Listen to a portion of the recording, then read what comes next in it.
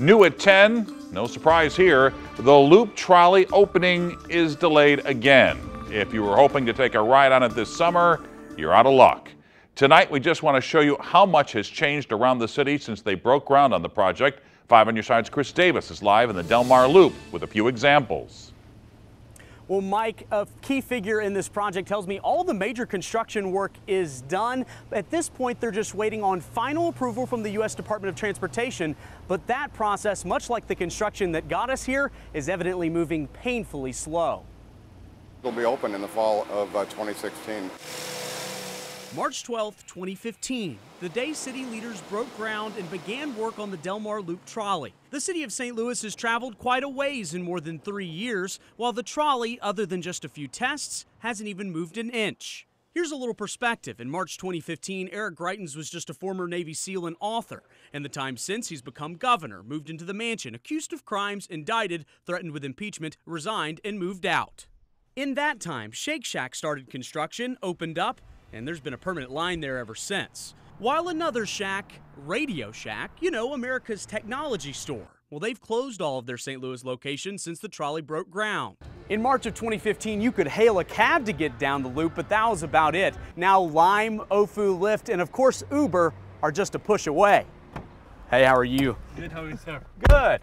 In the fall of 2015, the St. Louis Rams still called this place home. Since then, they've moved and are building a colossal stadium in the City of Angels. And get this, if it opens up on time in 2020, Stan Kroenke could build his palatial LA stadium in less time than it's already taken to send the trolley down the tracks. 832 days since work began on the trolley.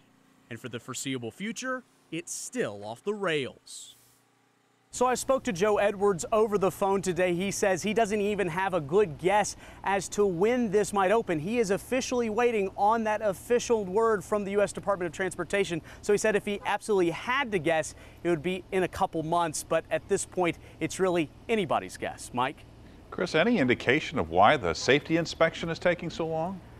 Well, Joe said that at this point, the U.S. Department of Transportation is not used to working with these smaller projects that are like only 2 miles long. So they have to do pretty thorough inspections, looking at every inch of the track and every little piece of the trolley. So evidently, that takes quite a bit of time, as we're seeing play out here. Mike? All right, Chris, thanks. Well, some of you are sounding off on our Facebook page about the never-ending delays on the project. Sherry Layton says, OMG, buy a bus and paint it like a trolley already. Steve Smith says electric shuttles would have been a better investment. Design them to look like trolleys if you want nostalgia. Madeline Peaster says, holy cow, my grandfather ran a trolley back in the 50s. Tracks were everywhere. Too bad the old timers that did it then aren't around to show this generation how to do it. And Brian Baggy wants to know if it goes to the land of make-believe. You can go to our Facebook page and leave your comment too.